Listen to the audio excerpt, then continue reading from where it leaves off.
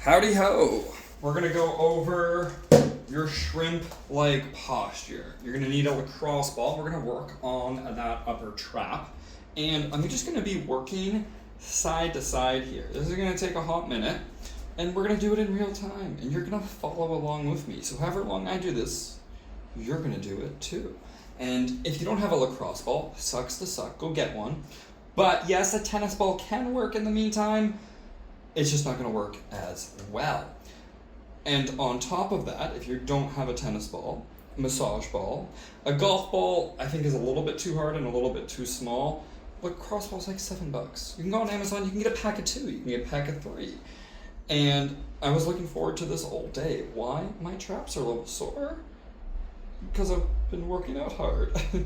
And sometimes what happens is when you have really bad posture, your trap is holding on to a lot of tension.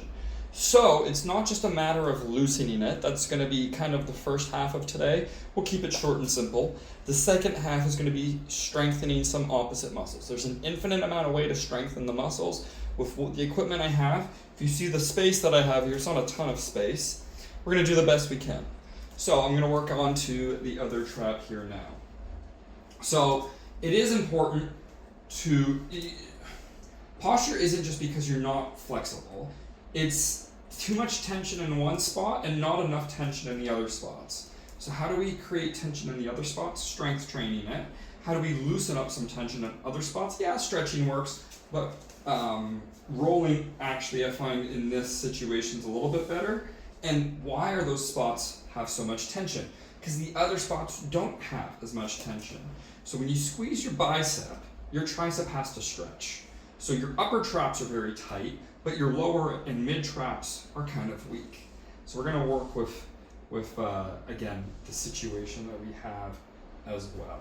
So what I'm doing here is it feels really nice on these traps. Like I said, I've been looking forward to it. We're going to work on the mid upper traps next. This is kind of the side to side motion across this area. And the area that we're going to work on next is going to be in between the shoulder blades and the spine. So I'm just going to put it a little bit lower. See how far away I am from the wall. I'm just going to roll up and down this time, kind of like a bear scratching my back on a tree. And we're just going to search for any knots. Notice how I can just get it a little lower. I just let it fall a little bit, and then I get back into this position. Yeah, just kind of going up and down in between the shoulder blade and spine. I should be doing this a little bit more regularly. You should be doing this probably a lot more. And why aren't you? Well, because you don't have the guidance always. But let's keep each other accountable. Cool? Cool. It's weird talking to myself. Obviously, I like to do these live if possible, because then I can take questions. Not everybody can always do this live. So that's why I'm recording it this way instead of screen recording. And I'll just put it on the YouTube. And yes, it is called the YouTube, not just YouTube. Always call it the YouTube. When would we do something like this? That's a great question, Nick. So when would we do something like this? I would tell you desk breaks, office breaks. Right now it's probably been like 3 or 4 minutes, and that alone is a good start. You don't have to add in the strength exercises I'll give you. I'm going to give you like 2 or 3 anyway. Now I'm going to take my arm, put it across the body, and again, kind of work up and down. You can work across, side to side, up and down near that shoulder blade on top of that. Again, notice how I just get it a little lower, and then again, I can kind of work. But yeah, desk breaks. You can do this before you work out.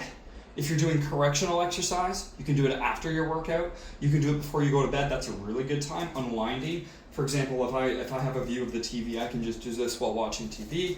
Yeah, I'm gonna kind of work onto this side here too. When I teach CPR at the college, there's like a little, I'll sometimes use the corner of a wall, and sometimes you'll catch me just kind of doing that in the upper back muscles while I'm watching people do CPR.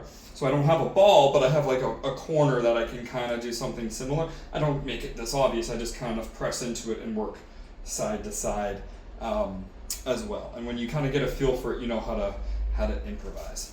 The next area we're going to work on is just going to be on our pecs. and then we're done with this, and I'll go into a couple exercises. So in the upper pec especially, I'm looking away. Again, just kind of working side to side. There's more to it, but if you only have a wall, this is an easy way to do it. Again, looks a little funny. There's a couple hot spots. What's a hot spot? Where you have that little adhesion, stickiness in the muscle, the layers are kind of stuck, putting a little bit of pressure. This is very direct pressure. Just kind of helps break it up a little bit. So when you have that hot spot, you keep going over and over and over again, and you'll feel like it relaxes. It's more complicated than that. I gotta get Rachel on the podcast. I gotta get Eric back on the podcast. They'll do a better job explaining it than me. They're much smarter than me, but that's the easiest way to do it. We're gonna work on to the other side next. Again, kind of side to side here. And like I said, we're doing this in real time so that you can follow along. Hopefully the audio is decent. I was thinking about setting up the audio a little bit better, but then the problem is it's like, it goes on the bottom of the phone, and then it's not as even from a view standpoint. I figured, these headphones are probably good enough, and I'll just make the video short and sweet anyway. Okay, so I'm going to show you a really good exercise here, and this is going to be up against the wall. And so I call these seated wall rows. That should be good. So I don't have enough space to have my legs straight, but if they're straight, even better. I'm just going to cross them real quick. Hips up against the wall, head on the wall, and we're going to pull our elbows into the wall. I imagine I have a walnut between my shoulder blades, breaking the walnut, and I imagine I have an apple between my armpits, making apple juice, and I'm driving into the wall, creating lots and lots of tension. Hardwood, I don't like having my legs crossed. I'm actually just going to go in this position.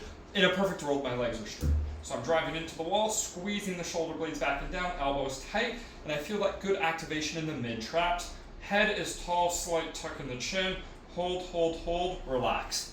With every action, there's an equal and opposite reaction. If I just rest my elbow on the wall, there's nothing. You can't see it, but the second I actually drive into it, if there was a force plate here, it would register a spike in force. So imagine you're driving through the wall. Again, head on the wall, slight tuck in the chin, pull shoulder blades back and down, drive the elbows through the wall, and make the juice, because you have that apple between your armpit, and break the walnut.